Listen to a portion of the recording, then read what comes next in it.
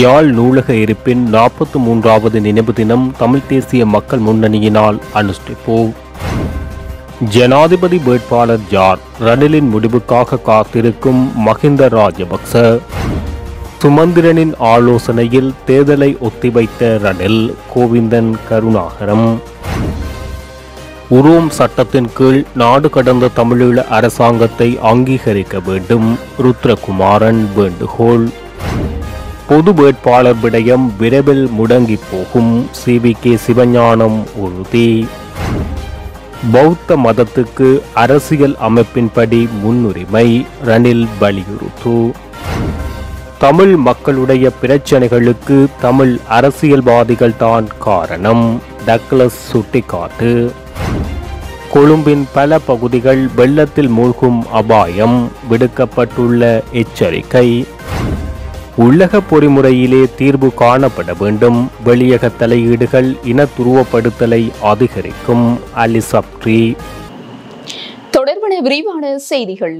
ஜனாதிபதி ரணில் விக்ரமசிங்க வேட்பாளரை அறிவித்ததன் பின்னர் பொதுஜன பிரமுன தனது ஜனாதிபதி வேட்பாளரை நியமிக்கும் என ஸ்ரீலங்கா பொதுஜன பிரமுனவின் தலைவர் முன்னாள் ஜனாதிபதி மஹிந்த ராஜபக்ச தெரிவித்துள்ளார்.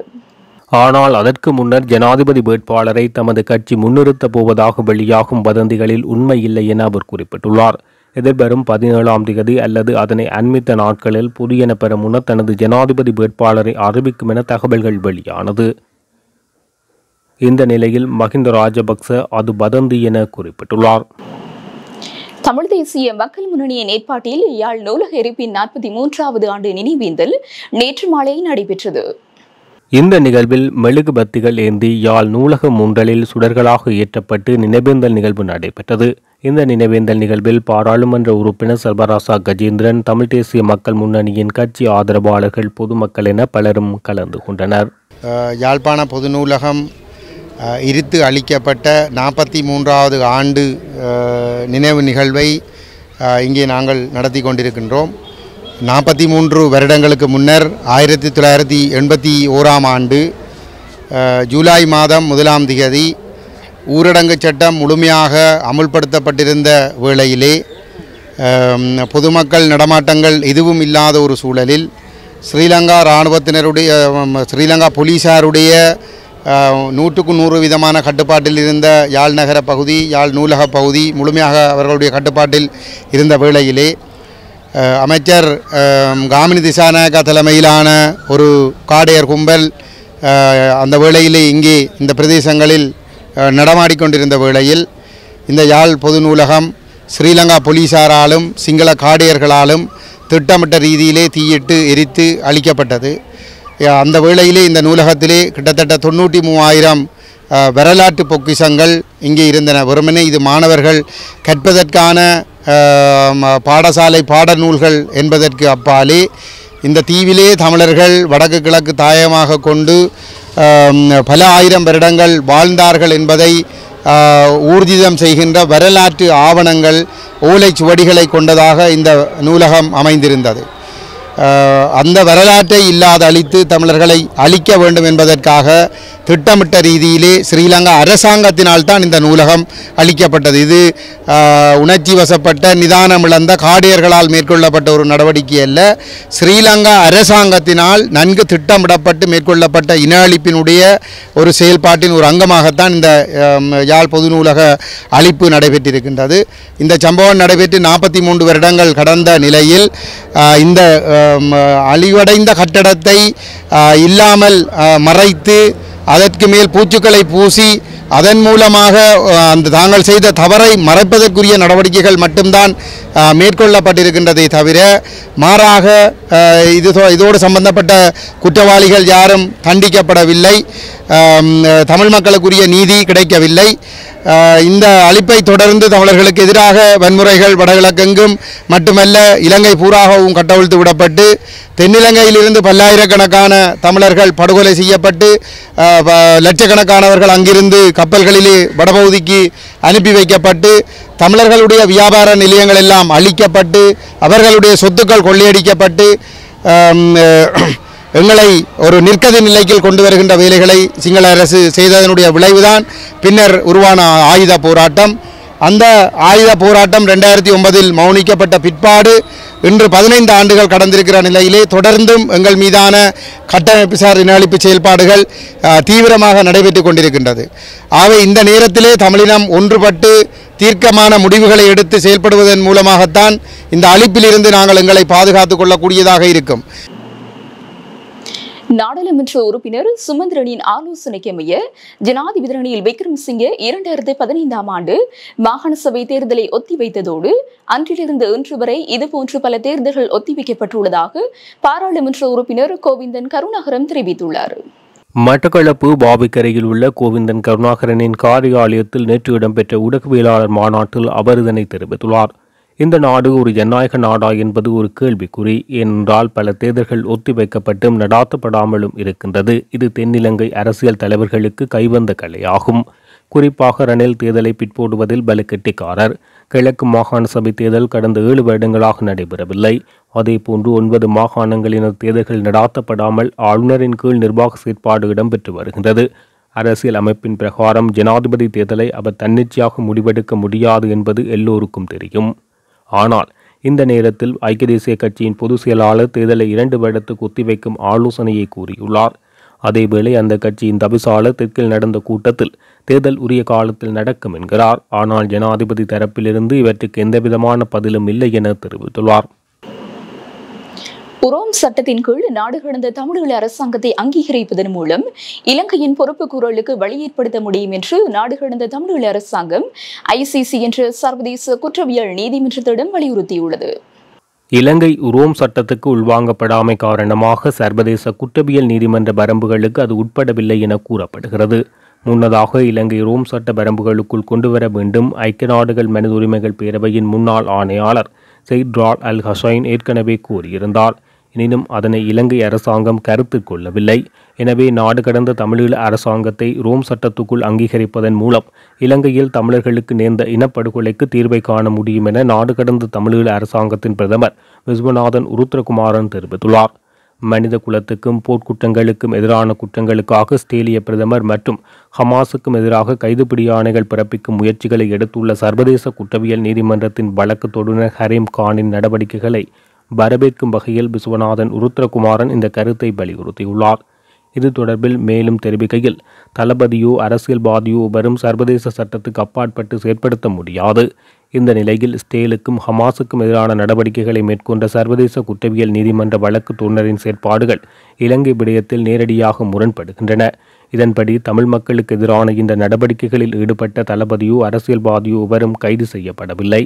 ஈழத்தமிழர்களுக்கு எதிரான கடுமையான சர்வதேச குற்றங்களை மேற்கொண்ட இலங்கை கடந்த 15 ஆண்டுகளுக்கு மேலாக சர்வதேச சட்டத்தை தவிர்ப்பதற்கு அனுமதிக்கப்பட்டுள்ளமை சோகமான உண்மையாகும் என தெரிவித்துள்ளார்.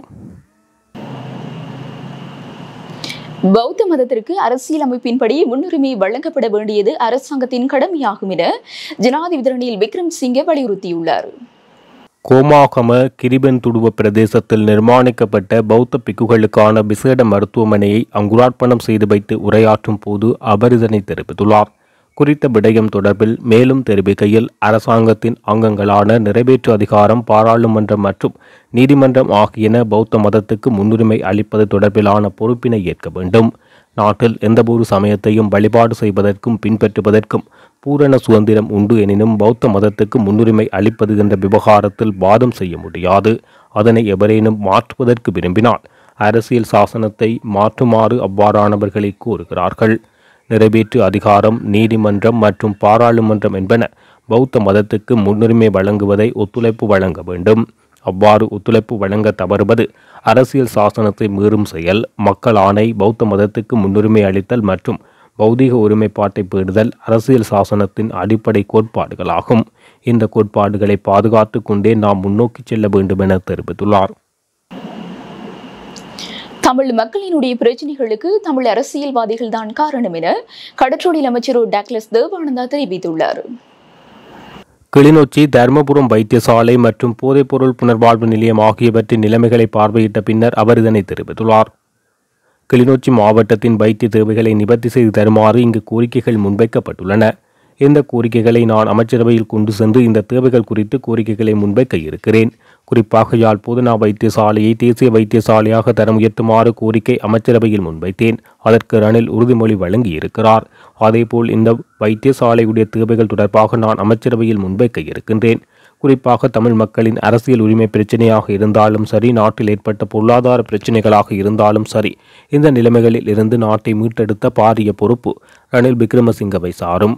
ஆகவே அவருக்குத்தான் எங்களுடைய ஆதரவும் இருக்கும் என அவர் குறிப்பிட்டுள்ளார்.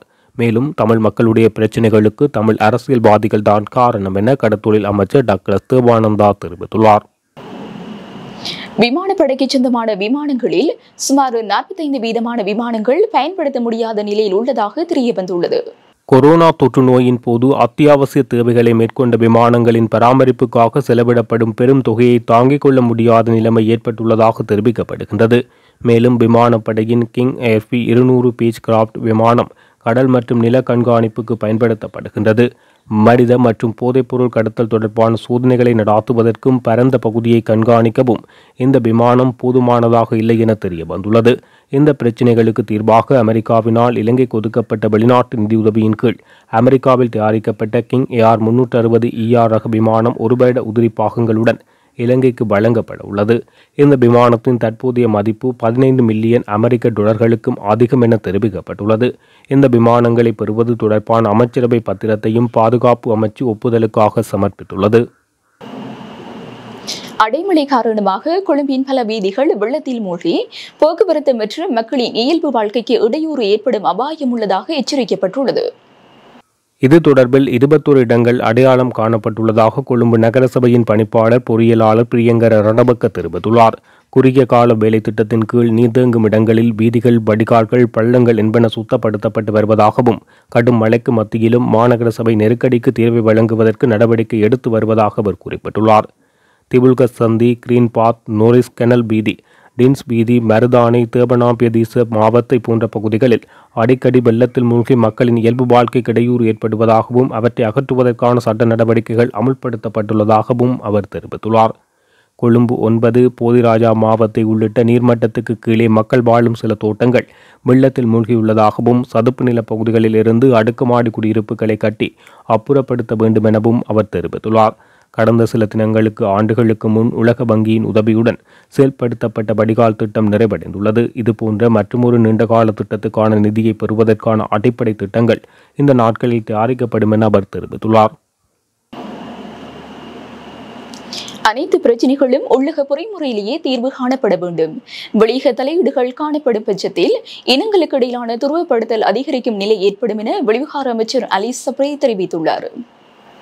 வடக்கு கிழக்கு மக்கள் 15 ஆண்டுகளாக ஐக்கிய இலங்கைக்குள்ளே கௌரவமாக வாழ்வதற்கு விரும்புகின்ற நிலையில் அவர்களின் பிரச்சினைகளையும் கோரிக்கைகளையும் உள்நாட்டுக்குள்ளேயே தீர்ப்பதற்கான நடவடிக்கைகளை நாம் விரைந்து எடுத்து வருகின்றோம் என குறிப்பிட்டுள்ளார். வெளிந்து காணாமல் ஆக்கப்பட்டவர்களின் அலுவலகம், இழப்பீட்டு பணியகம் ஆகியவற்றின் வினைத்திறனான செயற்பாடுகளை முன்னெடுப்பதற்குரிய நடவடிக்கைகள் முன்னெடுக்கப்பட்டுள்ள அதே நேரம் உண்மை மற்றும் நல்லிணக்க ஆணைக்குழுவையும் ஸ்தாபிப்பதற்கு விரைந்து நடவடிக்கைகள் முன்னெடுத்து வருகின்றோம் என சுட்டிக்காட்டியுள்ளார். போர் நிறைவடைந்து 15 ஆண்டுகள் ஆகின்ற போதும் பாதிக்கப்பட்ட மக்கள் தொடர்ச்சியாக நீதி கோரிக்கையை முன்வைத்து வருகின்றதோடு வடக்கு கிழக்கு தமிழ் மக்களின் பிரச்சினைகள் நீடித்துக் கொண்டிருக்கின்ற நிலையில் அதற்கான அரசாங்கத்தின் தரப்பிலிருந்து எவ்விதமான நடவடிக்கைகளும் முன்னெடுக்கப்படுகின்றது என்பது தொடர்பில் கருத்து வெளியிடும் போது அவர் இதனை தெரிவித்துள்ளார். நாட்டை பொருளாதார நெருக்கடியில் இருந்து மீட்டெடுக்கும் செயற்பாடுகளுக்கு சமாந்தரமாக இனங்களுக்கு இடையிலான ஐக்கியத்தையும் நல்லிணக்கத்தையும் கட்டியெழுப்புவதில் நாம் அதிகளவான கரிசனை கொண்டிருக்கின்றோம் என தெரிவித்துள்ளார். இத்துடன் ஜெஃப்னக்லரியின் மதிய நேர பிரதான செய்திகள் நிறைவடைகின்றன. மேலதிக செய்திகளை அறிந்து கொள்ள www.jeffnaclery.lk என்ற இணையதளத்தின் ஊடாக இணைந்து கொள்ளுங்கள்.